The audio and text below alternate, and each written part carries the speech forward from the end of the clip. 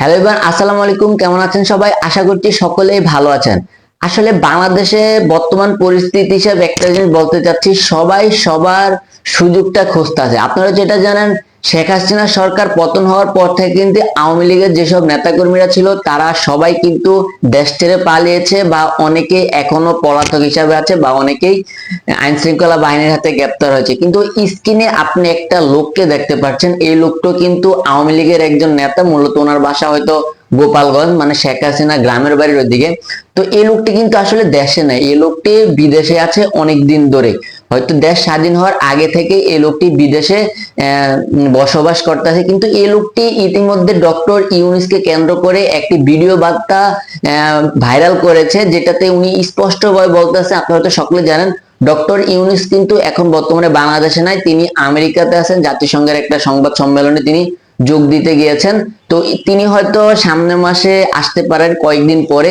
তো এই লোকটি আপনার ভিডিও বার্তায় এটা বলেছে যে ডক্টর ইউনূসকে যাতে বাংলাদেশে প্রবেশ করতে দেওয়া না হয়। তিনি এটাও বলেছেন গোপালগঞ্জ জেলা, মানে শেখ হাসিনা গ্রামের বাড়ির মিনিমাম আপনার 5 লাখ, গোপালগঞ্জের 5 লাখ মানুষ যাতে বাংলাদেশে ঢাকা রাজধানীতে আসে, এবং এয়ারপোর্ট, সংসদ ভবন, আপনার গণভবন, তার বঙ্গভবন ইত্যাদি ইত্যাদি যে সরকারি যে বাসভবন গুলো রয়েছে সেখানে যাতে তারা ঘেরাও করে, এবং ডক্টর ইউনূসকে যাতে কোনোভাবে বাংলাদেশে প্রবেশ করতে দেওয়া না হয়। আসলে এই লোকটির উদ্দেশ্যে একটা কথা বলবো, উনি কিন্তু আসলে বাংলাদেশে নাই, উনি কিন্তু আসলে বিদেশে বসবাস করতেছেন। কিন্তু বাংলাদেশের অনেক নাগরিক আছে যারা এতদিন আওয়ামী লীগ করতো, তারা এখনো বাংলাদেশে আছে।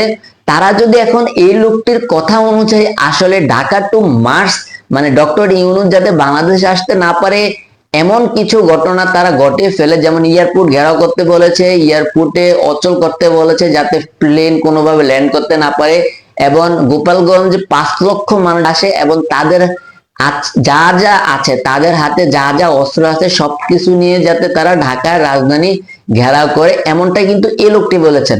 তো এই লোকটির কথা অনুযায়ী যদি বাংলাদেশের কিছু হুজুগে বাঙালি আওয়ামী লীগের নেতা কর্মীরা যদি এরকম একটা পরিস্থিতি করে, তাহলে তাদের পরিবার, তাদের লাইফ আসলে কেমন হবে সেটা তো অবশ্য বাংলাদেশের পরিস্থিতি হিসাবে আপনারা সকলেই ধারণা করতে পারতেছেন।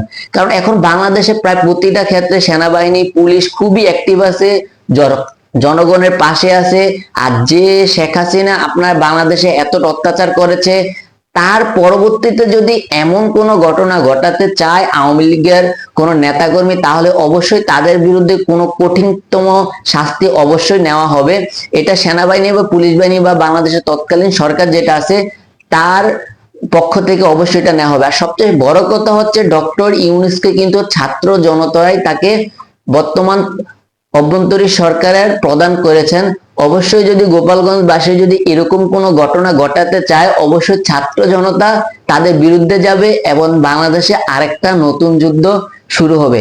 আসলে এই লোকটার উদ্দেশ্যে বলবো, উনি হয়তো বিদেশে আছে তাই কিছু বুঝতে পারতেছে না, কিন্তু বর্তমানে যদি ওনার কথা অনুযায়ী যদি এমন কিছু করাতে চায়, তাহলে বাংলাদেশে কিন্তু আবার উচ্ছৃঙ্খলা সৃষ্টি হতে পারে, অনেক মানুষের মৃত্যু হতে পারে, এবং বাংলাদেশে একটা হট্টগোল সৃষ্টি হতে পারে।